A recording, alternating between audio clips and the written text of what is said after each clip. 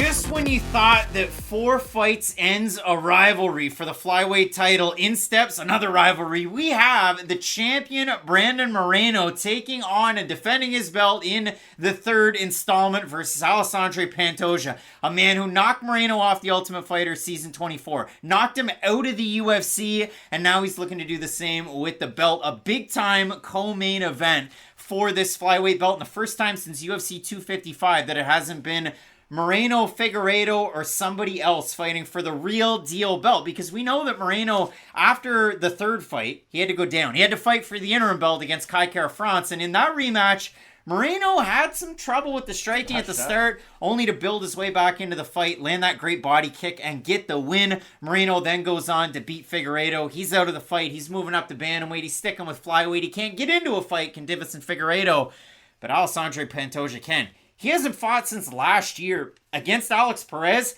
and he made it look easy.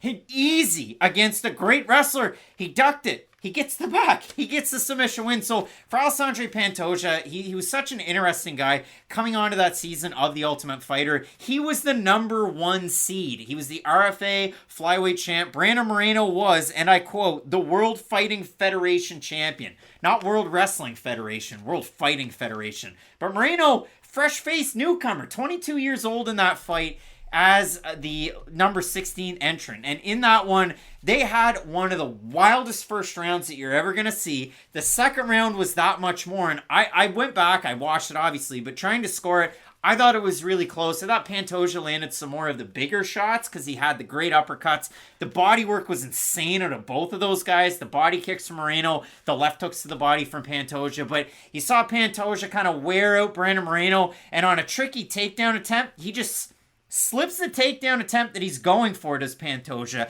gets it to the back, and then he ends up submitting Moreno. If you look at it in their next fight, they fought in the UFC. It was a big-time matchup. Moreno was ranked 7th. Pantoja was 12th. Pantoja gets the win, a 10-8 first round. He was all over Moreno, but then Moreno, in the top 10 off a loss, gets kicked out of the UFC for a bout with the LFA. It was kind of wild to see that. I love this fight for so many reasons. It's wild that Brandon Moreno has fought 7 times against just 2 guys out there. Like, you probably shouldn't hate people that much in life, but Brandon Moreno just rivalries with everybody. What I love about this fight, though, is it's similar to why I love the rivalry against Figueiredo and Moreno. Both guys are so skilled in every aspect of MMA. You don't look at this matchup and think, oh, hey, one guy's going to have all the success in the world on the feet, the other guy's going to have all the success in the world on the mat, because both guys do blend their skill sets so well. And the interesting thing about Pantoja is Moreno can't take advantage of what I believe is his greatest skill set. And it's not his speed, it's not his fight IQ. There's a lot of things this guy does that are really, really high level. But Brandon Moreno is great at whatever you're good at. He is able to switch it up on you. And I know against Kai Kara-France, he was meeting him strike for strike. But in a lot of cases, if you are a very talented striker, Brandon Moreno's wrestling and grappling is good enough to go out there and win rounds, win moments, get submission wins. I like the Sergio Pettis matchup, and I know he lost that fight. I know I can hear you guys already, but Brandon Moreno had Sergio Pettis' back for 4.5 minutes in the first round of that fight. And it just shows that Moreno is so sticky in some of those positions that it's kind of easy to forget about them, because we've really only seen him strike through it a lot of that rivalry with Figueiredo. I know there was a submission, but for a lot of that, it was contested on the feet with those great boxing combinations. The Kai Kara-France, both those fights, a lot of that was on the feet. So I think with Moreno, it is easy to kind of get caught up in that rivalry with Figueiredo and kind of forget about everything this guy can do with his skill set. But again, for Pantoja, well, okay, let's say Pantoja's having success in the feet. You can't just take the guy down. It's not some easy proposition because his submissions are at such a high level. And what I like about Pantoja, too, is we bring it up every week. He's not just some pinned down look at the ref. He's going to threaten with sweeps. He's going to threaten with trying to take your back. His fight against Askar Askarov, he hit one of the most beautiful transitions you will ever see. He somehow got, like, between the legs of Askar Askarov and took his back. It was just beautiful, and it shows how skilled both these guys really are. And if you consider it, both guys, bonuses all over the place. Pantoja, fight of the night against Figueiredo, didn't win that fight, but he still gets that done. You look at the performance bonuses, Schnell, Royval, and I mean, you consider for Pantoja, even in his last loss, being Askar Askarov, there were things that you could point to. Fight. 100% it was. Now, do we get a tentative version of Pantoja that's feeling it out, like when he fought Manel Kopp? Do we get that all-in, balls-out type of version? Pantoja's one of those guys, too. There's a lot of MMA math that somebody could play, but at the end of the day, somebody might say, well, the fight that they had on The Ultimate Fighter, that doesn't really count. You watch the fight, we're talking about it, it's the third installment, so it did really happen because it kicked Moreno off the show. But if you consider it for a guy like Pantoja, he has an early career loss to Jussier Formiga that he then went on to train with at American Top Team. You're lucky that Pantoja didn't have to fight Zhaga Shumagulov. They trained together. I mean, Coconut Head would have been a problem. Maybe not the last version of him. But for a guy like Pantoja, all of the opponents, all of the similarities, it boils down to this. Pantoja's shown not giant leaps and bounds of growth throughout his UFC career. He's just been good. He looks like the same guy that we had from the RFA. And what happened was Pantoja lost to a middle-of-the-pack fighter in the Ultimate Fighter, who then lost to Tim Elliott. Elliott gets the title shot against Demetrius Johnson, wins the first round, loses all the other rounds. But you look at a guy, like Pantoja and Moreno, they fight in the opening fight, number 1, number 16.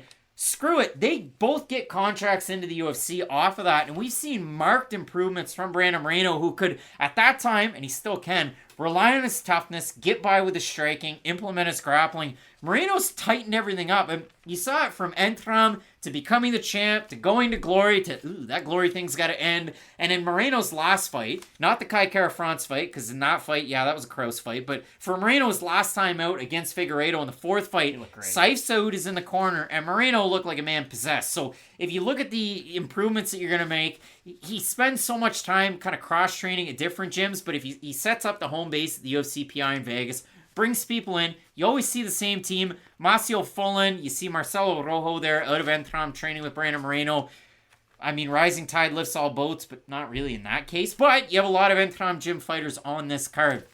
We look at this, and it's not your regular everyday trilogy bout where it's tied. One guy's up, but it is still such a close fight. And in this installment, even though Pantoja is 2-0, Moreno is a 2-1 favorite in the matchup, if not more. So we have a look at the topology votes. I mean, it really is surprising. Just one last thing I want to say. Do you know what I liked about Pantoja in their second fight? He made him pay for a lot of that awkward movement that Brandon Moreno does like to do on the back foot. Pantoja would really make him pay for when he was leaning on those odd angles. So 2 big points that I'm going to focus on in this fight. Brandon Moreno is going to have to weaponize the 4th and the 5th round. I do expect it to go there. I don't think either guy's going to get a finish just because of how skilled they are at this stage of their career. I think it's going to be tough ass say, Brandon Moreno goes out there and TKOs Pantoja or submits them, and same vice versa. So I really do think those 2 last rounds are going to be important for Moreno, because I agree with you. Not only has he been able to really gain in a lot of his skill sets, but that's the other thing that he has a ton of experience in now is 5-round fights and a 5-round atmosphere. So I think that 4th and 5th round of this fight does make it there. It's going to be really important for the Moreno camp. And if you look at a guy like Pantoja, some fights it's tentative, but most fights he sees red from the opening bell, and that could be something that gets him caught in this one, where Brandon Moreno is more pitter-patter, pick your shots on the outside, let her Kenny it, and get the win. So we do have a look at that topology vote. Surprised us, it is to you. I'm going to say over under 70% Moreno in this one. I'll say over. And it's under. So 1,218 total votes, 65% Moreno, 67% by decision for the 35% that have Pantoja, 50% by submission. So Matt, I've wanted this fight since Figueiredo was a thing. Like, I've wanted to see this trilogy so badly. And I have a hard time trying to make the pick, but I think it's going to be an amazing fight while it lasts. I think it is going to be a really good fight. I do worry about Moreno's susceptibility to getting hit by some big power shots. We saw Kai Kara-France able to get through on some moments. And of course, Figueiredo was able to drop him numerous times throughout all 4 of their fights. The difference is, though, I don't know if Pantoja, after some of those big flurries, is going to have enough, not left in the tank. I don't think that's the right way of saying it. But just, if he's going to have enough flurries throughout a 5-round fight to make up for the activity of a guy like Brandon Moreno. Because even if you do hurt him with a big shot, he's going to land 40 significant strikes of his own, which is probably going to make that round close. So then you're going to have to do quite a bit more outside of the big knockdown. I think Pantoja's going to make it a really close fight, but I do just slightly edge Brandon Moreno. I like the topology votes, put it that way. 65% of me thinks Moreno's going to win, but there's a 35% chance that thinks Pantoja's a great chance. The 35% likes Pantoja because of the leg kicks, and it was a big weapon in the first fight between these two guys and limited the movement of Moreno. It was a big one in the second fight, and when you watch Pantoja fight and you go down through some of these performances that he's been able to have, the leg kick has been the biggest part of his game, and it really does stifle a lot of the offense of his opponents. So it stops a lot of the boxing. And if you look at it, I mean, I think it's awesome that Moreno has gotten continually better. And I say, you know, like you look at it, rising tide lifts all boats. It's kind of one of those things like the 2013 smash hit by Canadian Sunreal.